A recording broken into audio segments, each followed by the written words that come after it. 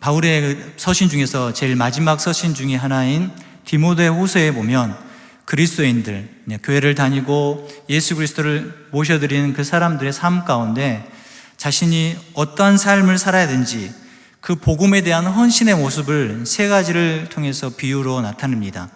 디모데후서 2장에 보면 어찌 보면 그리스도의 역경을 견디는 병사, 군사로서의 삶을 이야기하기도 하고요. 아니면 끊임없이 훈련하는 운동선수, 그 운동선수는 자신의 절제해야 할 것들, 자제해야 할 것들, 먹고 싶은 거, 누리고 싶은 거 다 절제하면서 꾸준히 훈련해야지만이 좋은 성적으로 좋은 메달을 딸 수 있는 것. 그리고 수확을 기다리는 열심히 일하는 농부도 시간이 계속적으로 흘러가도 물을 주고 그 잡초도 뽑아주고 필요한 비료도 뿌려주고 시간이 지난 후에 결실을 맺는 것처럼, 근데는 이 그리스도인들이 어쩌면 군사로서의 삶, 선수로서의 삶뿐만 아니라 결실이 맺을 때까지 끝까지 인내하면서 기다리는 농부의 삶을 살 것입니다. 그런데 가끔 그런 생각이 듭니다. 아니, 그래, 운동선수, 그래, 농부, 근데 교회가 무슨 군대냐? 그런 생각이 든 적이 있습니다. 아니, 군대가 되려면 훈련을 해야 되는데, 그런데요, 교회는 군대가 맞습니다. 디모데후서 2장 3절에 보면 너는 그리스도 예수의 좋은 병사로 나와 함께 고난을 받으라.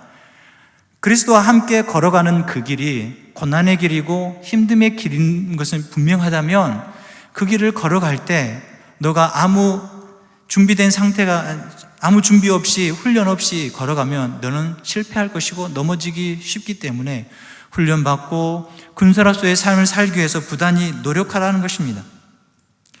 이 말은 영적 싸움을 살아가는 우리에게도 꼭 필요한 말씀이기도 합니다. 우리가 살아가는 이 세상이 영적 싸움을 사는 우리의 삶일 것입니다.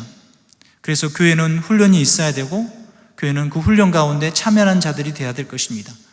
그렇다면 이 교회의 어떤 사람들만, 특별히 지금 이쪽에 앉아 계신 분들만 훈련하고 나머지는 훈련이 필요 없는 걸까요? 아닙니다. 우리에게는 다 훈련이 필요합니다. 말씀을 가까이 하고 예배를 준비하는 것, 또한 기도하는 삶, 또한 복음을 전하는 그 모든 것들이 우리 각각의 요소에서 또한 교회에서 많은 사역에서 훈련이 필요한 모습이기도 합니다.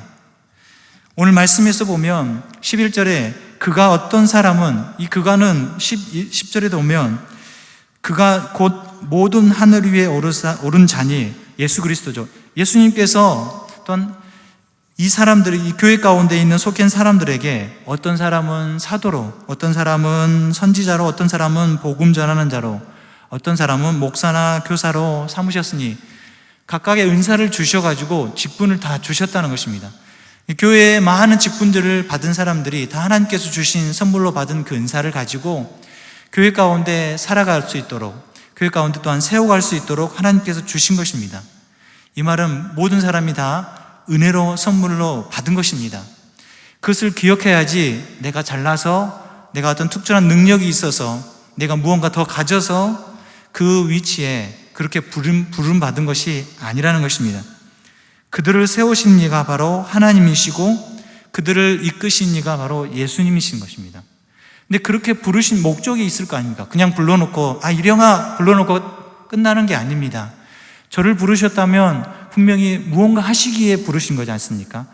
그것은 무엇이냐면 12절에 보면 이는 성도로 온전하게 하여 봉사의 일을 하게 하며 그리스도의 몸을 세우려 하심이라. 그렇게 부르신 목적이 분명히 있습니다. 교회 내에서 어떤 사람은 사도, 물론 지금은 사도가 없죠. 지금은 선지자는 없지만 복음 전하는 자로, 목사나 교사로, 또는 교회에 각각의 아름답게 세움을 입은 많은 자들이 있을 것입니다. 그렇게 세움을 입은 자들이 하나님께서는 세우신 이유가 성도를 온전하게 하여라고 있습니다. 이 온전하게 하여라는 단어는 헬라어로 보면 준비시키다, 구비시키다, 어떤 일을 하기 위해서 준비시키는 겁니다. 그 일을 하시기 위해서 하나님께서 또 구비시켜 놓은 것을 이야기합니다. 그 말은 봉사의 일을 하게 하며 그리스도의 몸을 세우시기 위해서 하나님은 훈련이라는 것을 교회 가운데 또한 하게 하신다는 것입니다. 우리 교회는 훈련하는 교회입니다. 맞습니까? 네, 적습니다. 오늘 보니까 훈련생들이 엄청 많이 있습니다. 12기 사역훈련과 16기 제자훈련, 또 행복한 만남까지 있습니다. 각각이 다 훈련을 받으셨습니다. 우리 교회는 훈련하는 교회 맞습니다. 왜냐하면 그 교회 가운데 훈련해서 교회가 아름답게 봉사 일을 하길 뿐만 아니라 그리스도의 몸을 세우게 하는 아름다운 교회이기 때문입니다. 그런 교회로 우리가 나왔고 함께 할 수 있는 것이 얼마나 행복한 것인지 여러분들은 아시고 또한 고백하셔야 됩니다. 그러면 이 온전하게 한다는 것은 여러분이 훈련을 통해서 분명한 목적이 있다는 것입니다. 그 목적이 순서가 바뀌면 안 됩니다.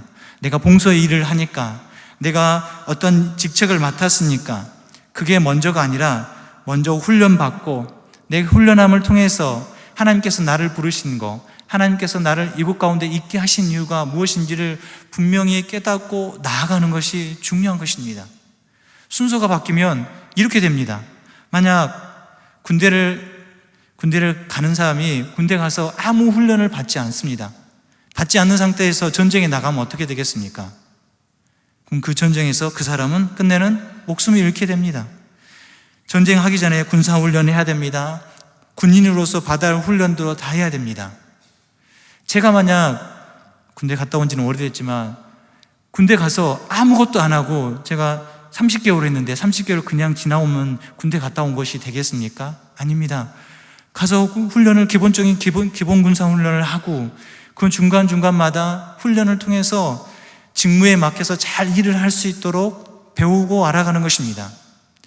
제가 참고로 군대 가기 전에는 칼을 다룰 수 없었습니다. 무슨 뜻이냐면 취사병이기 때문에 군대 가서 첫 2등병 때 제일 먼저 했던 고참들이 했던 행동은 날이 없는 칼을 가지고 계속 써는 훈련을 합니다.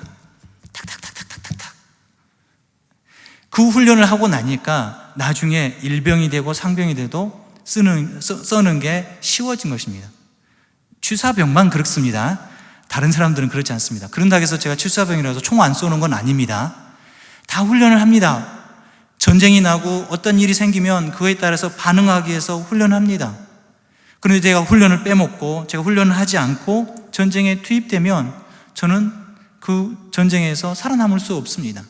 마찬가지로 우리가 영적 전쟁을 하는 우리가, 하나님의 군사로 부른 우리가 늘 훈련되어지지 않고 하나님 말씀을 가까이 하지 않고 하나님께서 우리에게 주신 그 하나님의 뜻을 따르지 않는다면 우리는 훈련받는 것이 아니라 끝내 이 훈련받지 않고 전쟁에 나간 군사와 같은 것입니다.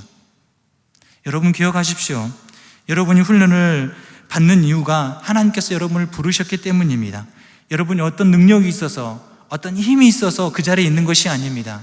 하나님이 부르셨고 하나님께서 여러분을 사용하시기를 원하시는 하나님의 뜻이라는 것입니다.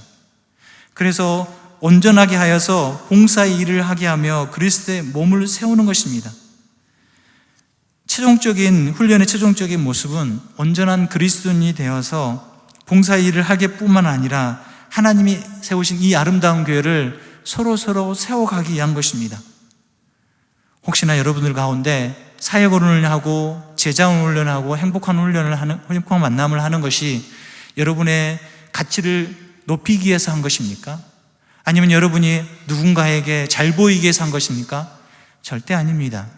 여러분이 그 훈련에, 여러분이 사역훈련에, 또한 이곳에 모인 모든 성도님들이 늘 하나님께서 우리 가운데 훈련하게 하신 이유가 여러분이 잘나고 여러분이 멋지게 보이려고 하는 것이 아니라 하나님께서 하나님의 일을, 특별히 그리스도의 몸을 세우시기 위해서 사용하시고 훈련케 하신다는 것입니다. 그렇다면 그 훈련이 1년이라는 기간 동안 열심히 수고하셨습니다. 훈련 끝났으니까 이제 쫑입니까? 그만입니까? 아닙니다. 이제 시작입니다. 오늘 수료증을 받으실 건데 수료증을 받은 순간 끝이 아니라 다시 시작인 것입니다. 그동안 배웠던 거, 그동안 알았던 거, 그동안 내가 실천했던 것들을 내 삶 가운데 점검해보고 또 함께함으로 말미암아 하나님께서 나에게 부어주실, 우리 교회 가운데 부어주실 은혜와 또한 평강이 무엇인지를 경험하는 것입니다. 하나님께서 나를 통해서 일하시는 걸 통해서 하나님 나라가 이루어진 것을 보게 하실 것입니다. 그래서 오늘 끝이 아니라 계속적으로 말씀에 대한 훈련을 하십시오. 기도에 대한 훈련을 하십시오. 그렇다면 이것이 여기 앉아 앞에 계신 분들에만 해당되는 것이 아니라 우리 모두에게 해당되는 것입니다. 하나님 말씀을 가까이 하십시오. 하나님을 알아가는 사람이라고 말하면서 하나님이 우리에게 주신 이 말씀을 가까이 하지 않는다면 그것은 하나님을 알아가는 것이 아닙니다. 내가 누군가를 사랑합니다. 누군가를 사랑하면 그 사람이 어디를 바라보고 있고 무엇을 좋아하고 어떤 음식을 좋아하는지 궁금해하고 알아가고 그것을 또한 해주고 싶은 것이 사랑하는 사람의 마음의 표현일 것입니다. 하나님은 나를 사랑하시고 하나님께서 나를 사랑하셨기 때문에 아들 예수를 내어주셔서 영원한 생명을 주셨지 않습니까? 그렇다면 우리의 삶은 어떻겠습니까?